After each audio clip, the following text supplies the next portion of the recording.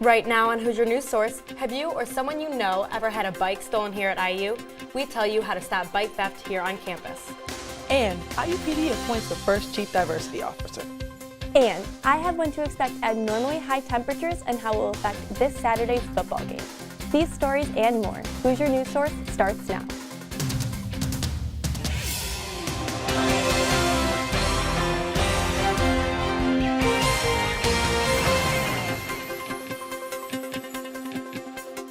Hello and welcome to this week's episode of Hoosier News Source. I'm Courtney Sisk. And I'm Amelia Miles.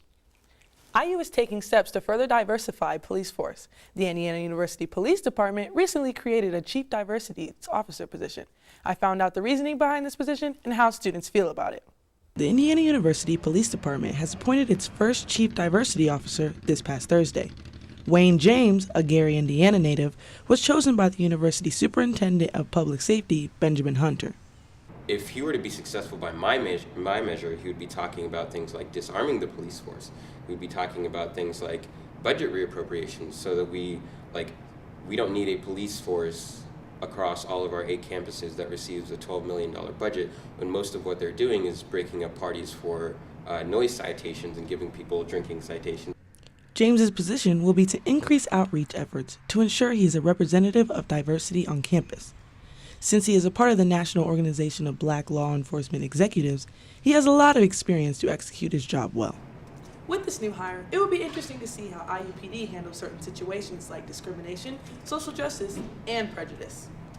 Students in organizations like Black Student Union are very happy about this position that has been made. I think it'll continue to build the homely culture that IU has, because I feel like a lot of the students here do feel like IU is home, but then there's some of those students who feel like it's not the same as home because a lot of people here don't look like me. John Applegate, IU Executive Vice President of University of Academic Affairs, said in the release that he is excited to collaborate with other offices on campus to be a more progressive law enforcement agency. For Hoosier News Source, I'm Amelia Miles. The new Chief Diversity Officer position is bringing IUPD one step closer to reaching their goal of becoming an inclusive campus law enforcement agency. Former Indiana running back Camion Patrick was arrested in Bloomington last Wednesday in connection with a murder. The murder took place close to his hometown in East Tennessee. According to a Knoxville News Sentinel report, Patrick and his brother Isaiah Wright are both connected to the stabbing of 18-year-old Caleb Thomas Radford that occurred on July 25th. It is still unclear at this time what charges Patrick or his brother Wright will face. IU police have received 29 reports of bicycle thefts since August 14th. Most of these thefts took place on campus and occurred at residential facilities. The police report stated the date and time of these incidents have no pattern. IU police are still not able to identify a suspect, but they are seeking any information about suspicious activity near bicycle racks. An email that was sent out a week or two ago about it, but it's not that concerning to me. My bike is registered, so if it ever got lost or stolen, then there'd be ways to track it. In order to keep your bike safe, it is recommended to record the make, model, and serial number of your bicycle, as well as keep it in a well-lit area on a bicycle rack. A mural featuring Ku Klux Klan members and a burning cross is stirring up a debate among IU students. The mural is located on the wall of Woodburn Hall classroom where many students sit for class daily. The mural was painted for the Chicago World Fair in 1933 to depict the social and industrial history of Indiana by artist Thomas Hart Benton. The painting is now being petitioned on social media to be removed from the classroom and has received more than 1,400 signatures since it went up 4 weeks ago. I think it's really important for IU to be really open and willing to have all sorts of people here and be aware of the diversity they have here. And so having a mural that depicts KKK at all is just inappropriate and needs to honestly be removed from the campus. The mural is broken up into different panels depicting events in Indiana's culture. Most of the mural hangs in the auditorium, while the rest of the panels can be found in other campuses around locations. Last week, the Department of Education stated the Trump administration will begin a rule-making process designed to protect college students from sexual assault. This rule would also protect the constitutional rights of the accused. IU's Chief Communication Strategist Ryan Purick stated, Indiana University has been and will continue to remain fully committed to addressing sexual violence within our communities.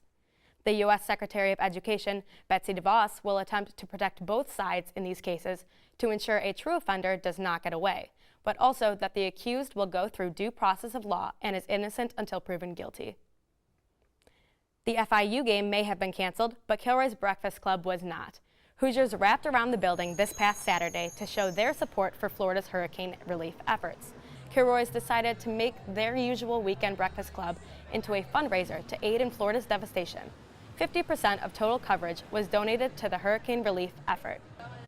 Coming up, a look at the weather for the week ahead. Plus, an inside look at how pets stranded during Hurricane Irma are finding shelter right here in Indiana. All of this and a lot more coming up. Stay with us.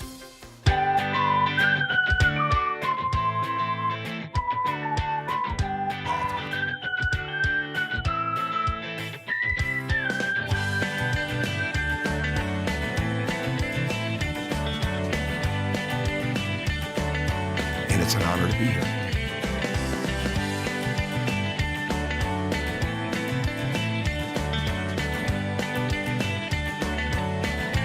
After suffering a season-ending injury in late March,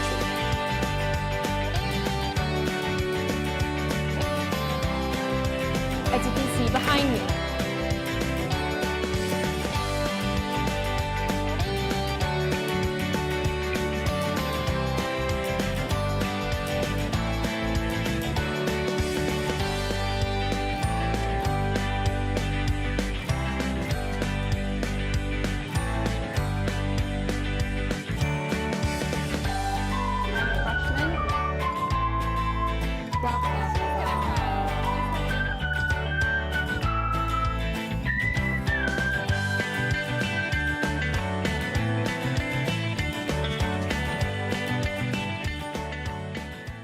welcome back. Hurricane Irma left thousands without homes, including pets.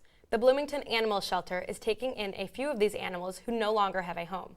Hoosier News Source reporter Emma Bailey has the story.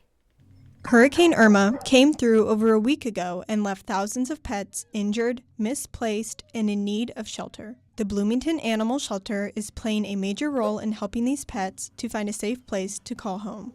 The Bloomington Shelter recently took in over 20 animals who were displaced from their shelter in Florida. Director of the Bloomington Animal Shelter, Virgil Souter, explains that this type of shelter-helping shelter idea is not as rare as it seems. But it's nice being able to help out other shelters. And knowing also that if a disaster were to happen here, we would receive the same on the other end. So I'm here right now at the animal shelter with Ping Pong, who is one of the animals that was just rescued from Florida. The shelter's main hope is that all of the animals can soon find a forever home, both through the foster and adoption systems. They'll be adopted through our normal adoption process. So just coming down to the shelter, meeting the different animals, filling out the adoption application.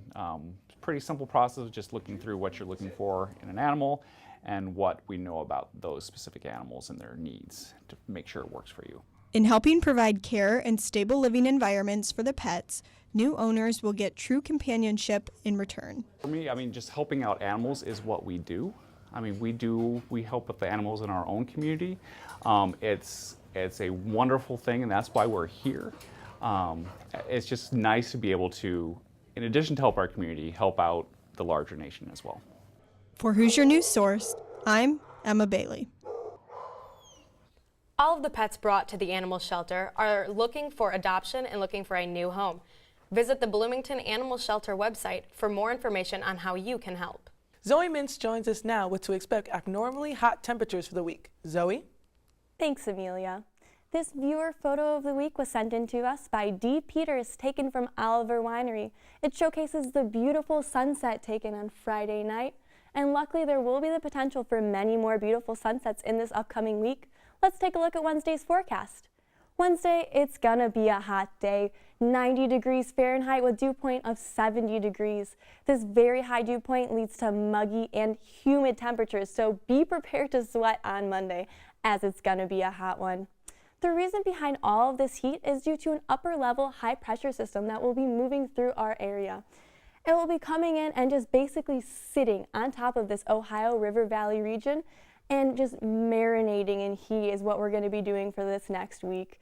Unfortunately, for the rest of the week, it's going to be all 90s. Until Monday or Tuesday, it may let up, but as we see, this pressure system is here to stay even at Saturday's football game against Georgia Southern. At 1 p.m. when everyone's going to be tailgating, it will be a beautiful 86 degrees and sunny. By 4 p.m. it will be 90 degrees, and be prepared to drink a lot of water. Hot days do cause dehydration, and it's going to be a very hot day, especially if you're going to be in the sun. And by the end of the game, 84 degrees, getting a little cooler, but be prepared. This week is going to be very hot. Amelia, Courtney, make sure to crank up your AC because it is going to be a hot September week. Back to you. Many IU sports teams were back in action this weekend. IUS TV sports reporter Joe Cantor joins us in studio with the highlights. Joe? Thanks, Amelia. The Indiana men's soccer team played their first home game of the Big Ten season on Wednesday, which marks their first game since being voted #1 by the United Soccer Coaches national poll. They played host to the 18th-ranked Wolverines of Michigan. IU's freshman goalkeeper Trey Muse recorded a career-high 5 saves, and Andrew Gutmann scored the lone goal for the Hoosiers in what would result in a 1-1 draw. The Hoosiers captured their first win of Big Ten play when they won at Northwestern 2-0. They'll look to hang on to the #1 ranking when they host Rutgers on Friday. Meanwhile, the IU women's field hockey team improved to 5-3 on the season on Sunday when they defeated Ball State at home 2-1. The Hoosiers' goals were scored by Maddie Latino and Benti Bawalda. Latino delivered the game-winning goal in the 66th minute by blasting it past the goalkeeper. The senior forward has a knack for coming up big in the biggest moments, as this was her 4th game-winning goal of the season. IU will be in search of their first Big Ten win when they host Rutgers on Friday. The IU football team was riding high after their road win in Charlottesville against the Virginia Cavaliers. Unfortunately, their momentum was halted when their home game against Florida International was canceled due to the effects of Hurricane Irma. The Golden Panthers and the Hoosiers deferred the remainder of their series until 2024. A makeup game will be scheduled October 7th against the Charleston Southern Buccaneers. This Saturday, the Hoosiers are back in action when they take on Georgia Southern. And that's all we have for sports this week. Back to Amelia and Courtney at the desk. Thanks, Joe. That's all we have for you this week. For more campus and local news, visit our website at iustv.com. And like us on social media. Like us on Facebook at IUSTV News and follow us on Twitter at Hoosier News Source. From all of us here at IUS TV, thanks for watching, and we'll see you next week.